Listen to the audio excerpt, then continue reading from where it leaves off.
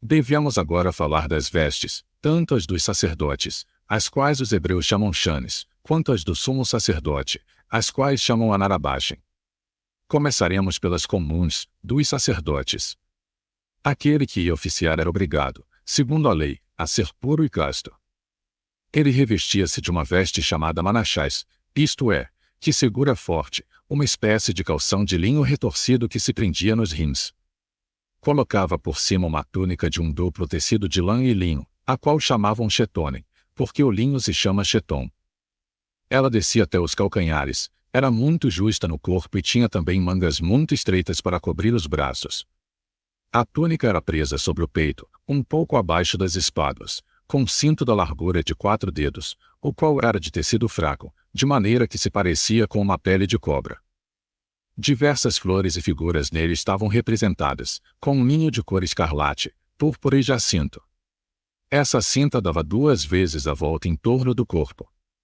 Era atada na frente e depois caía até os pés, a fim de tornar o sacerdote mais venerável ao povo quando não estava oferecendo algum sacrifício. Pois, quando oferecia, atirava a cinta sobre o ombro esquerdo, a fim de ficar mais livre para desempenhar o seu ministério. Moisés chamou a esse cinto abanete, e nós o chamamos hoje Emiã, nome que tiramos dos babilônios. A túnica não tinha pregas e possuía uma grande abertura em torno do pescoço, que era presa na frente e atrás com colchetes, e a chamavam massabazem. Ele usava uma espécie de mitra, que não lhe cobria mais que metade da cabeça e que ainda hoje se chama masnenfite. Tinha forma de uma coroa e era de tecido de linho, mas muito grossa por causa das muitas pregas.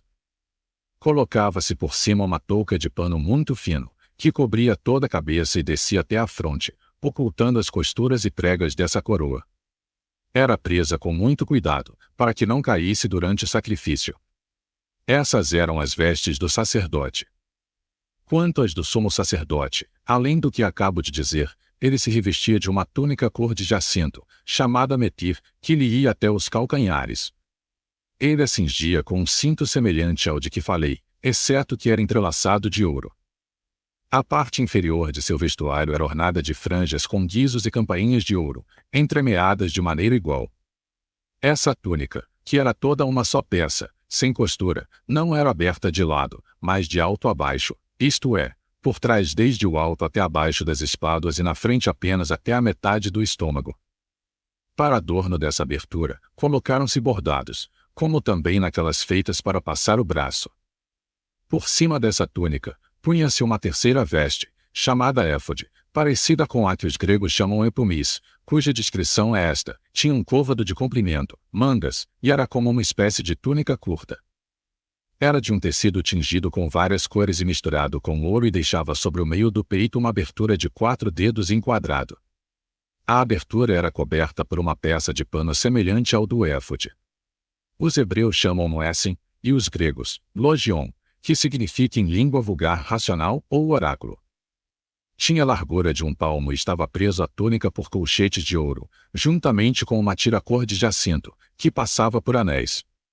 Para que não se visse a menor abertura entre esses anéis, uma fita, também cor de jacinto, cobria a costura. O sumo sacerdote trazia sobre cada um dos ombros uma pedra sardônica encastoada em ouro, e essas 2 pedras preciosas funcionavam como um colchete para fechar o éfode. Os nomes dos 12 filhos de Jacó foram gravados nas sardonicas, em língua hebraica, isto é, sobre a do ombro direito, os dos 6 mais velhos, e sobre a da esquerda, os dos mais novos. Sobre essa peça, chamada racional, estavam presas 12 pedras preciosas de extrema beleza, que não tinham preço. Estavam colocadas em 4 linhas de 3 cada uma e separadas por pequenas coroas de ouro, a fim de serem conservadas firmes e não caírem. Na primeira fila, estavam a sardônica, o topázio e a esmeralda. Na segunda, o rubi, o jaspe e a safira. Na terceira, o mercúrio, a ametista e a ágata. E na quarta, a crisólita, o ônix e o berilo. Em cada uma dessas pedras preciosas estava gravado o nome de um dos 12 filhos de Jacó, que consideramos os chefes de nossas tribos. Esses nomes estavam escritos segundo a ordem de seu nascimento. Ora, como os colchetes eram muito fracos para sustentar o peso das pedras preciosas, havia outros 2, mais fortes, atados à borda do racional, perto do pescoço, que sobressaíam do tecido e nos quais se passavam duas correntes de ouro, que se uniam por um tubo nas extremidades dos ombros. As pontas superiores dessas correntes, que caíam para trás das costas, atavam-se a um anel que estava por trás, à beira do éfode, e de todo sustentavam, para impedir que caísse.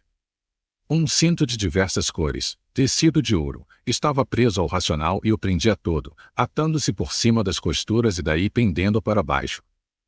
Todas as franjas estavam bem presas a ilhoses de fio de ouro. A tiara do sumo sacerdote era em parte semelhante à mitra dos sacerdotes.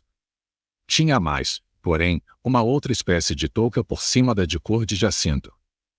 Era rodeada por uma tríplice coroa de ouro, onde havia pequenos cálices, como os que se vêem numa planta que os hebreus chamam dacar, e os gregos, e oceanos, vulgarmente chamada jusquiame ou amebane. E, se alguém não a conhece bem, para entender pelo que dizemos, vamos descrevê-la. Ela tem ordinariamente mais de 3 palmos de altura. A sua raiz se parece com um nabo, e as folhas, com uma erva chamada rinchão.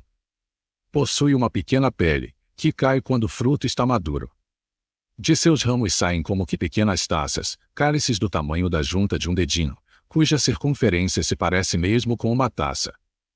Acrescentarei, ainda, para a compreensão dos que não conhecem essa planta, que ela tem embaixo algo como uma meia bola, que se estreita para cima. Depois alarga-se e forma como que uma pequena bacia, semelhante ao centro de uma romã partida em duas, onde se adapta uma coberta redonda, tão bem feita como se a tivessem polido em redor e com recortes que terminam em ponta, tal como se vê nas romãs. Por cima dessa coberta, ao longo das pequenas taças, ela produz o seu fruto, que se parece com a semente da erva chamada parietária, e a sua flor é como a da papoula. Essa tiara, ou mitra coroada, cobria a parte posterior da cabeça e as têmporas, em volta das orelhas, pois esses pequenos cálices não rodeavam a fronte. Esta era rodeada por uma espécie de correia de ouro, bastante larga, sobre a qual, em caracteres sagrados, estava escrito o nome de Deus. Eram essas as vestes do sumo sacerdote, e não deixaria eu de me admirar muito a esse respeito pela injustiça daqueles que nos odeiam e nos tratam como ímpios, porque desprezamos as divindades que eles adoram. Pois se eles quiserem considerar com algum cuidado a construção do tabernáculo, as vestes dos sacerdotes, os vasos sacros de que se servem para oferecer os sacrifícios a Deus, verão que o nosso legislador era um homem consagrado e que falsamente somos acusados, pois é fácil de se ver, por tudo o que acabo de narrar, que elas representam de algum modo todo o mundo. Pois das 3 partes nas quais o comprimento do tabernáculo está dividido, as 2 em que é permitido aos sacerdotes entrar, como se entraria no lugar profano, significam a terra e o mar, que estão abertos a todos os homens. E a terceira parte, que lhes é inacessível, é como um céu reservado a Deus somente, pois o céu é a sua morada. Os 12 pães da proposição significam os 12 meses do ano.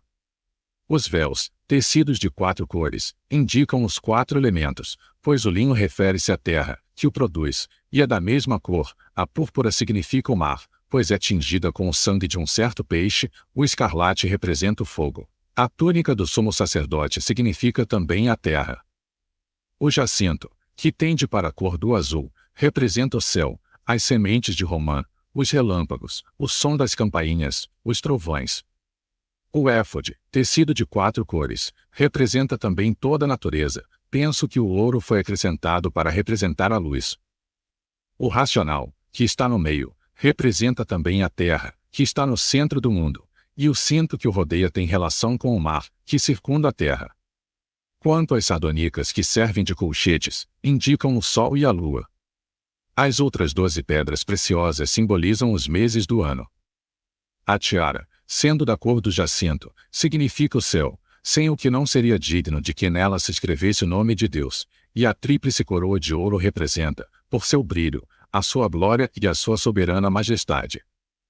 Eis de que modo julguei dever explicar todas essas coisas, a fim de não perder a ocasião, nem neste lugar, nem em outros, de fazer conhecer a grande sabedoria do nosso admirável legislador.